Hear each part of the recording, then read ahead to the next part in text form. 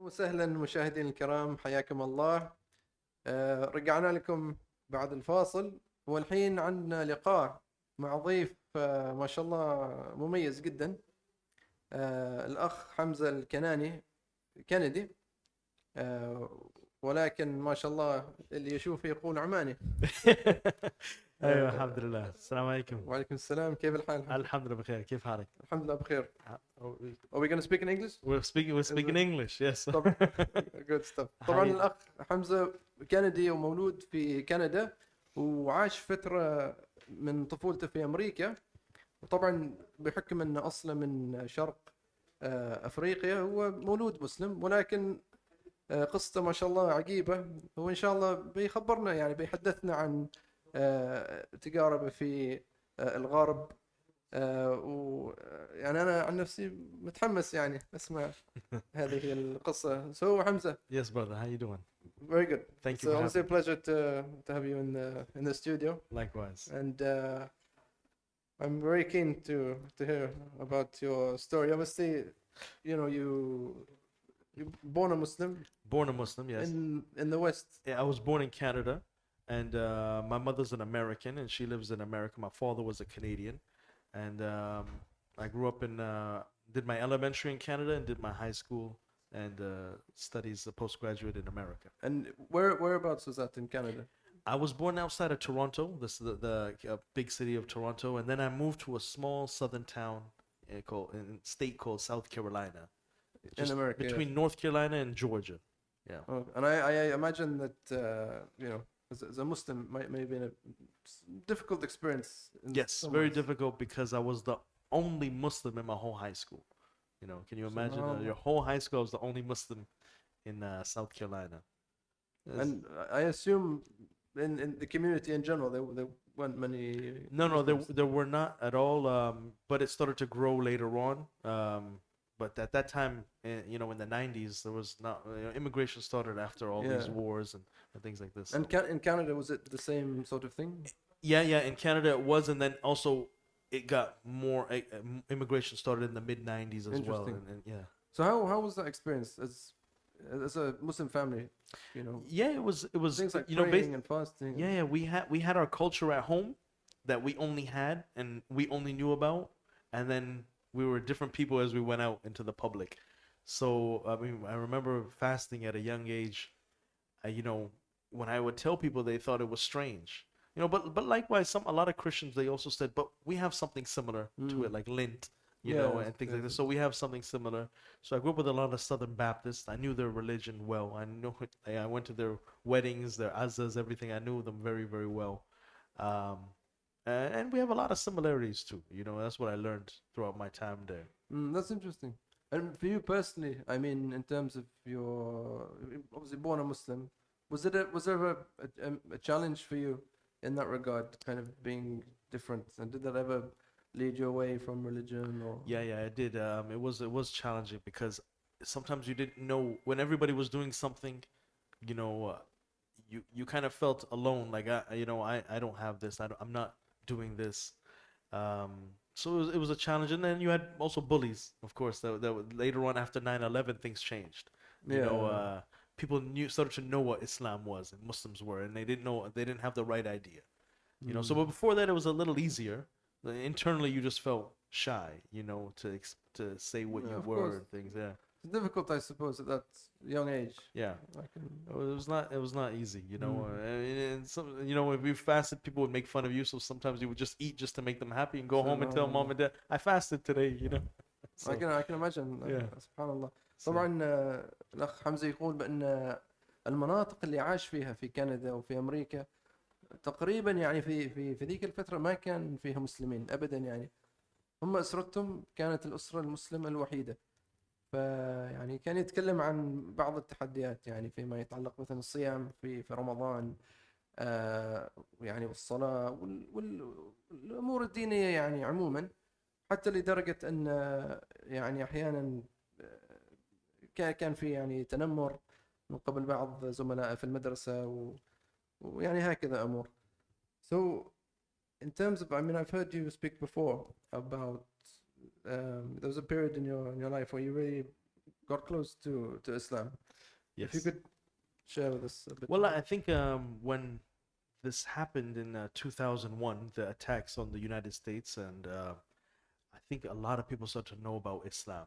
As you know, they said the perpetrators were Muslims, and so it became, the spotlight came on anyone that was Muslim, and so people were randomly, students even asking me questions like, what is Muslim? What is Islam? Or what is, jihad? Do you believe in that? Things like this, and then that's when you had to do some self-studying, because I didn't know the answers to these questions. I didn't even know what someone would ask me what the English meaning of was Islam or Muslim. So that's when I did a lot of self-studying. But then I also got married, and I married to a woman from a non-Muslim family. Right. And living together and seeing the differences, it made you, because when you realize, okay, I'm gonna have children, now I need to change, now I need to do this and this, teach my kids this, and we were constantly clashing. And so I didn't know what the problems were, but I knew deep down it was probably because of the religion, and so I had to change and try to follow Islam and learn Islam properly, and that's what really led me to Islam. I think after marrying a non-Muslim, yeah. So, and obviously in general on our program, العطاء, we focus on the idea of zakah, sadaqah, and giving in Islam. Right. And I've had people on who who are converts or reverts, I should say, to Islam, and they said that even before they became Muslim, when they came to Oman, just being in a Muslim community, they noticed the difference in the way people give. Muslims, they help one another. They Right. give to charity. And they said, more so than perhaps in their own communities. So as someone who's lived in the West, yeah. be it America or Canada, in the West in general, as a Muslim, is this something you've found? Yeah, you know what? I'll tell you what, because they're always building masajid, mosques all over North America. There's not a lot, not like London, mashallah. They're everywhere, but in North America they're very spread out. So they're always raising money. And then in Ramadan time, there's a lot of single immigrants that came that need to eat. So we're always raising money for Ramadan to build these masjids. And so one thing I saw that even with me is when I started to practice, then I wanted to build a masjid with my father in the city that we were in. We didn't grow up with a masjid in our city. This will be in America. This was in America. And as we would go to other cities in the US and different states, the money would just come in so quickly, so easy. People were always donating. We wanted to raise money for Ramadan to feed people and feed, maybe new Muslims, new immigrants from Syria or Afghanistan or Pakistan or Lebanon or Iraq. We wanted to feed them. The money would come in very, very easily. And I realized, and even the non-Muslims would say, "Wow, you raised the money faster than we did," and things like this. Yeah, so it was people. One thing about Muslims, mashallah, they're very generous. They're known to be generous, and that culture needs to stay within them. Of course. طبعا الأخ حمزة يتكلم عن موضوع الصدقة والزكاة في أمريكا، ويقول بأن المجتمع المسلم هناك في أمريكا طبعا يبنوا مساجد، يساعدوا بعض، يعني يتصدقوا، يعطوا زكاة وهكذا. وطبعا المهاجرين اللي يجوا من بعض الدول، يعني مثل أفغانستان أو غيرها، يعني من الدول الإسلامية، المسلمين في أمريكا يعني يساعدوهم، يوقفوا معهم. فيقول بأن الأمريكان اللي هم يعني غير مسلمين ينبهروا بهذا الشيء، ويقولوا ما شاء الله، يعني أنتم المسلمين تقدروا يعني تجمعوا يعني مبالغ عشان تساعدوا بعض، تبنوا مساجد يعني للصدقة ويعني هكذا أمور. So one thing we've touched upon this before in other episodes. Sometimes Muslims, obviously, of course, very generous, alhamdulillah. Sometimes some people, though, I guess shaitan comes to them and he says, you have money, but you don't have so much money, so why don't you wait until you're rich and then give sadaqah بعدين. Yeah. We hear this from people. They say, I need this money when I'm rich, maybe next year I have some money, right. I'll give sadaqah. What's my advice on that? you know, I think you should give whatever you can, you know, and even if it's 100 paisa, I mean, even if it's 1 riyal, you know, every little bit counts, and it's all accounted for on the scales of Allah. So I think that's where it starts. And you know, when you give one, and you see that you've made somebody's life a little better, it'll encourage you to give more and more and more and more. So I think you have to start somewhere, because of course, you know what, it's been said that if everybody all gives zakah, you know, the Muslim ummah would be, that's the thing. it would be all equal. That's the you thing. know? Even the amount, if Yes. somebody gives, even if they see it as a small amount, Yes. maybe they don't have much money, says I can only give 5 riyals, and they say, oh, it's a small amount. It's if 1,000 people give 5 riyals, or 10,000 people give 5 riyals, Yes. so on and so forth, it becomes a very very big amount. So that's something I think we have to. It's something that we keep have in to mind. do. Yeah. Anyway, Hamza, thank you.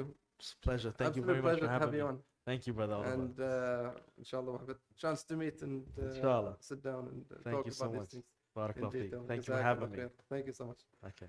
إذن مشاهدينا الكرام، نشكر الأخ حمزة على يعني هذا اللقاء الرائع، جزاه الله خير.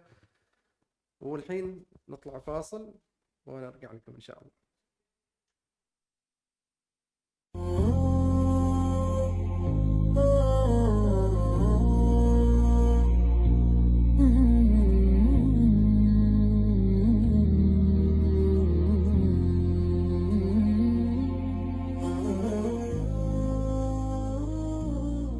من شأن المؤمنين الطائعين أنهم يخطئون ثم يتوبون ويستغفرون ليكفروا عن سيئاتهم، ومن رحمة الله تعالى بهم أنه جعل لبعض الذنوب كفارات تمحوها، مصداقا لقوله: ذلك كفارة أيمانكم إذا حلفتم. وللكفارات أثر عظيم في التكافل الاجتماعي، فيخرج بعضها طعمة للمساكين أو كسوة لهم.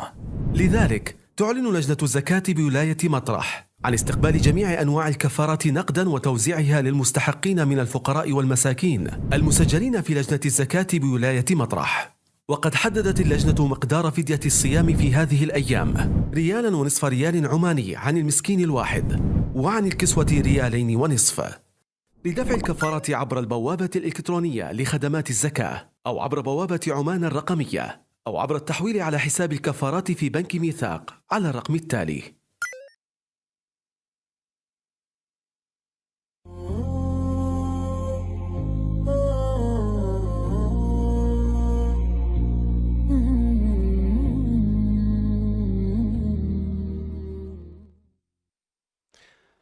عودة لكم أيها الأحبة وبرنامجكم جسر العطاء. وصلنا إلى فقرة القصة. قصة اليوم